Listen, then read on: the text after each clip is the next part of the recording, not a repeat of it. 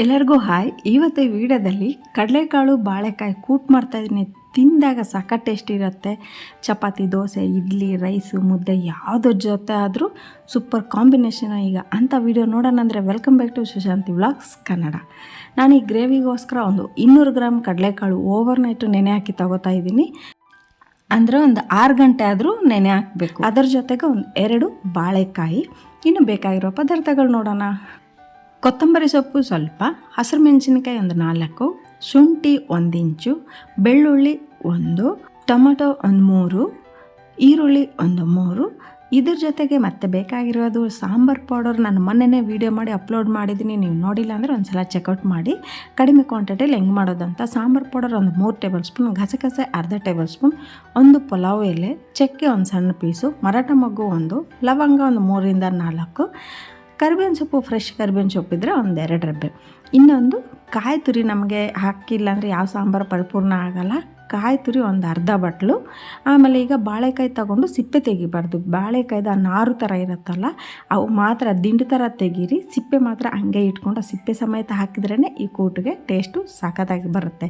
ಓಕೆನಾ. ಈ ಥರ ಸ್ವಲ್ಪ ದಪ್ಪ ದಪ್ಪ ಪೀಸ್ ಥರ ಕಟ್ ಮಾಡಬೇಕು. ಸಿಪ್ಪೆ ಸಮೇತ ಇರಬೇಕು. ನೆಕ್ಸ್ಟ್ ಇಷ್ಟಿಷ್ಟು ದಪ್ಪ ಸೈಜ್ ಪೀಸ್ ಕಟ್ ಮಾಡಬೇಕು. ಸಿಪ್ಪೆ ನಿಮ್ಗೆ ಏನಾದ್ರು ಇಷ್ಟ ಇಲ್ಲ ಅಂದರೆ ಸಿಪ್ಪೆ ತೆಗೆದುಬಿಟ್ಟು ಅಡುಗೆ ಮಾಡ್ಬೋದು, ಏನೂ ಪ್ರಾಬ್ಲಮ್ ಇಲ್ಲ. ಬಟ್ ಸಿಪ್ಪೆ ಸಮೇತ ತಿಂದರೆ ನಮ್ಮ ಹೆಲ್ತಿಗೆ ಇನ್ನೂ ಒಳ್ಳೆಯದೇ ಅಲ್ವಾ. ಸೊ ಈ ಕೂಟಿಗೆ ಸಿಪ್ಪೆ ಸಮೇತ ಹಾಕಿದ್ರೇ ಟೇಸ್ಟ್ ಚೆನ್ನಾಗಿರುತ್ತೆ. ಈಗ ನಾವು ಕಟ್ ಮಾಡಿದ ಮೇಲೆ ಕೆಲವು ಸಲ ಅಂಟಿರುತ್ತೆ ಅಥವಾ ಬಾಳೆಕಾಯಿ ಕಪ್ಪಗಾಗುತ್ತಲ್ಲ.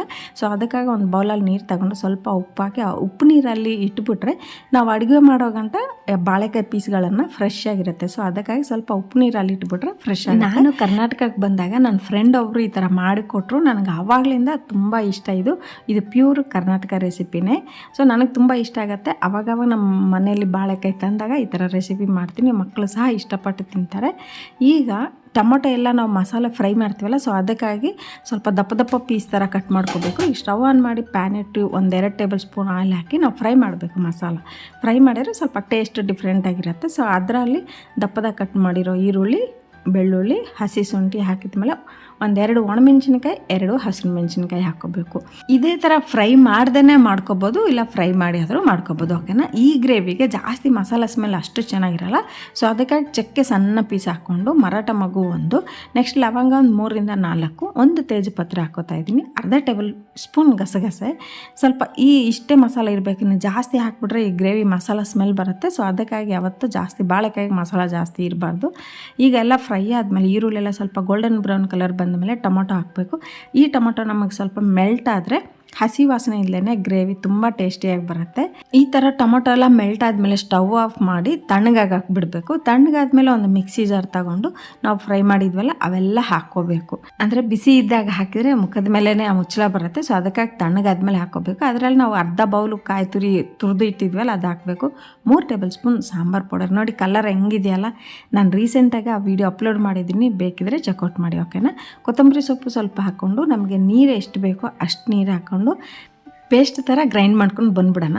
ಈ ಥರ ಕೂಟ್ ಮಾಡಿದಾಗ ನೀವು ಪ್ಲ್ಯಾನ್ ಮಾಡಿಕೊಂಡು ಫಸ್ಟ್ ದಿನವೇ ಇಡ್ಲಿಗೋ ದೋಸೆಗೋ ನೆನೆ ಹಾಕ್ಬಿಡಿ. ಇಲ್ಲ ನೆನೆ ಹಾಕಿಲ್ಲ ಅಂದರೆ ಚಪಾತಿನಾದರೂ ಮಾಡಿ, ಕೂಟ್ ಮಾಡಿದ್ಮೇಲೆ ಚಪಾತಿ ಮಾಡಿ ಮಕ್ಕಳಿಗೆ ಕೊಡಿ. ನೀವು ಮಾಡಿರೋ ಬಾಳೆಕಾಯಿ ಕಡಲೆಕಾಳು ಕೂಟು ಖಾಲಿ ಆಗಿಬಿಡುತ್ತೆ. ಓಕೆನಾ. ಈಗ ಸ್ಟವ್ ಆನ್ ಮಾಡಿ, ನಾನಿವತ್ತು ಕುಕ್ಕರಲ್ಲೇ ಕೂಗಿಸ್ತಾ ಇದ್ದೀನಿ. ಸ್ಟವ್ ಆನ್ ಮಾಡಿ ಕುಕ್ಕರ್ ಇಟ್ಟು ಒಂದು 5 ಟೇಬಲ್ ಸ್ಪೂನ್ ಆಯಿಲ್ ಹಾಕಿ, ಇದರಲ್ಲಿ ಈಗ 1/4 ಟೇಬಲ್ ಸ್ಪೂನ್ ಸಾಸಿವೆ, 1/4 ಟೇಬಲ್ ಸ್ಪೂನ್ ಜೀರಿಗೆ, ನಾನಿಲ್ಲಿ 3 ಈರುಳ್ಳಿ ತೊಗೊಂಡಿದ್ದೀನಲ್ಲ, 2 ಮಸಾಲೆಗೆ ಫ್ರೈ ಮಾಡೋಕ್ಕೆ ಕಟ್ ಮಾಡಿದ್ದೆ, ಇನ್ನೊಂದು ಈ ಥರ ಸಾಂಬಾರು ಒಗ್ಗರಣೆಗೆ ಕಟ್ ಮಾಡಿದ್ದೆ. ಇದರಲ್ಲಿ ಹಸಿರು ಮೆಣಸಿನ್ಕಾಯಿ, ಕರಿಬೇವಿನ ಸೊಪ್ಪು, ಕೊತ್ತಂಬರಿ ಸ್ವಲ್ಪ ಹಾಕಬೇಕು. ಯಾವತ್ತು ಒಗ್ಗರಣೆಯಲ್ಲಿ ಕೊತ್ತಂಬರಿ ಸೊಪ್ಪು ಹಾಕಿದರೆ ಆ ಫ್ಲೇವರ್ ತುಂಬ ಚೆನ್ನಾಗಿರುತ್ತೆ. ನೀವು ಹಾಕಿಲ್ಲ ಅಂದರೆ ಒಂದು ಸಲ ಟ್ರೈ ಮಾಡಿ.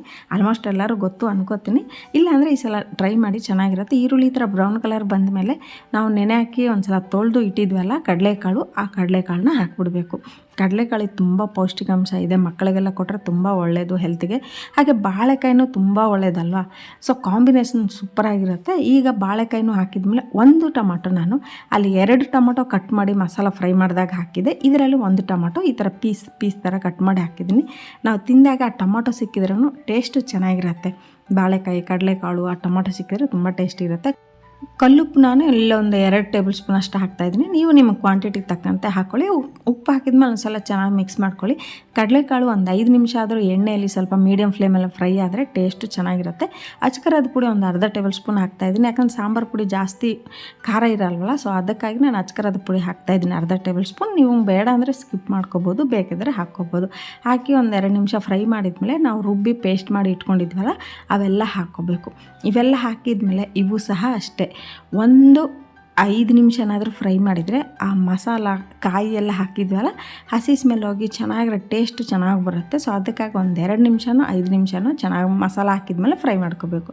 ಹಾಕಿದ್ಮೇಲೆ ಇದರಲ್ಲಿ ನಮಗೆ ಎಷ್ಟು ಗ್ರೇವಿ ಬೇಕು ಅಂದರೆ ತೆಳ್ಳಗೆ ಬೇಕಾ ಗಟ್ಟಿಗೆ ಬೇಕಾ ನೋಡಿಕೊಂಡು ನೀರು ಹಾಕ್ಕೋಬೇಕು. ಚಪಾತಿ, ದೋಸೆ, ಆಮೇಲೆ ಇಡ್ಲಿ, ಮುದ್ದೆಗಾದರೆ ಸ್ವಲ್ಪ ಗಟ್ಟಿಗೆ ಮಾಡ್ಕೊಳ್ಳಿ. ರೈಸಿಗಾದರೆ ಇನ್ನೊಂದು ಸ್ವಲ್ಪ ಜಾಸ್ತಿ ನೀರು ಹಾಕ್ಕೋಬೇಕು. ಈ ಬಾಳೆಕಾಯಿ ಕಡಲೆಕಾಳು ಕೂಟು ಜಾಸ್ತಿ ಟೈಮ್ ಬೇಕಾಗಿಲ್ಲ, ಅರ್ಧ ಗಂಟೆಯಲ್ಲಿ ರೆಡಿ ಆಗಿಬಿಡುತ್ತೆ. ಈಗ ಇದರ ಮುಚ್ಚಳ ಇಟ್ಟು ವಿಷಲ್ ಹಾಕಿ ಒಂದು 2 ವಿಷಲ್ ಕೂಗಿಸ್ಬಿಟ್ರೆ ನಮಗೆ ಕೂಟು ಅನ್ನೋದು ರೆಡಿ ಆಗುತ್ತೆ. ಕಡಲೆಕಾಳು ಬಾಳೆಕಾಯಿ ಕೂಟು ರೆಡಿ ಆಗುತ್ತೆ. ವಿಷಲ್ ಕೂಗೋಕ್ಕೆ ಕುಕ್ಕರ್ ರೆಡಿಯಾಗಿದೆ, ತಿನ್ನೋಕ್ಕೆ ನಾವು ರೆಡಿಯಾಗಿದ್ದೀವಿ. ಈ ಕುಕ್ಕರ್ ತಣ್ಣಗಾಗೋ ಒಳಗಡೆ ನಾವು ಚಪಾತಿನೋ ಮುದ್ದೆನೋ ಮಾಡಿಬಿಟ್ರೆ ಬಿಸಿ ಬಿಸಿ ಕೂಟು, ಬಿಸಿ ಬಿಸಿ ಮುದ್ದೆ, ಚಪಾತಿ ತಿಂದರೆ ಸೂಪರಾಗಿರುತ್ತೆ. ಬಾಳೆಕಾಯಿ ಸ್ವಲ್ಪ ನೀರಂಶ ಕುಡಿದ್ಬಿಡುತ್ತೆ, ಸೊ ಅದಕ್ಕಾಗಿ ಗಟ್ಟಿಯಾಗಿಬಿಡುತ್ತೆ. ಚಪಾತಿ, ದೋಸೆ ಅದಕ್ಕಾದರೆ ಈ ಥರ ಸಾಕು. ಮುದ್ದೆ, ರೈಸ್ ಜೊತೆ ಆದರೆ ಇನ್ನೊಂದು ಸ್ವಲ್ಪ ನೀರು ಹಾಕ್ಕೋಬೇಕು. ನಿಮಗೆ ಈ ಕಡಲೆಕಾಳು ಬಾಳೆಕಾಯಿ ಕೂಟು ವಿಡಿಯೋ ಇಷ್ಟ ಆದರೆ like, share and subscribe to Sushanti vlogs Kannada. ಓಕೆನಾ? ಎಲ್ಲರಿಗೂ ಬಾಯ್.